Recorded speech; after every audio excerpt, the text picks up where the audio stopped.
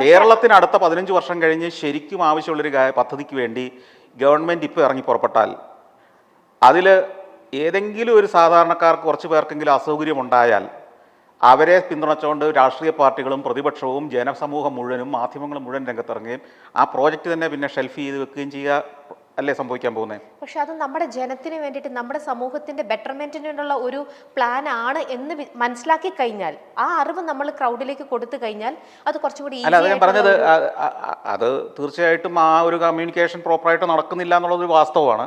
പക്ഷേ എന്നാൽ പോലും എനിക്ക് തോന്നുന്നില്ല അത്ര ഈസിയാണെന്ന്. കേരള സമൂഹം എല്ലാം അറിയുന്ന ആളുകളാണെന്നാണ് വിശ്വസിക്കുന്നത്. മനസ്സിലായില്ലേ? ലോകത്തെ ഏത് ടെക്നോളജിയെക്കുറിച്ചും എനിക്കറിയാം, താനൊന്നും പറയണ്ട എന്ന് വിചാരിക്കുന്ന ഒരു ജനസമൂഹമാണ് നമ്മുടേത്, അല്ലേ? അതെ അതെ. നമുക്ക് അവരോടൊരു കാര്യം പറഞ്ഞു പഠിപ്പിക്കാൻ പറ്റുമോ? സത്യമാണ്.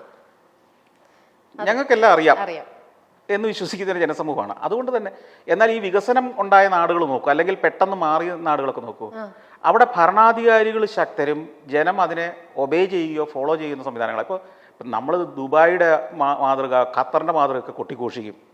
ദുബായിൽ അവിടെ ജനത്തിന് ശബ്ദമുണ്ടോ? അവിടുത്തെ ഭരണാധികാരി അങ്ങ് തീരുമാനിക്കുന്നു, പിറ്റേ ദിവസം നടക്കുന്നു, കണ്ടു നിൽക്കുകയല്ലാതെ ഒന്നും ചെയ്യാൻ പറ്റുന്നില്ല. അപ്പം നമ്മൾ ചില നാടുകളുടെ ഉദാഹരണം വെച്ചിട്ട് ഇവിടെ കൈയടിച്ചിട്ട് കാര്യമൊന്നുമില്ല. അതുപോലെ ഇവിടെ ആകാൻ പറ്റുമോ?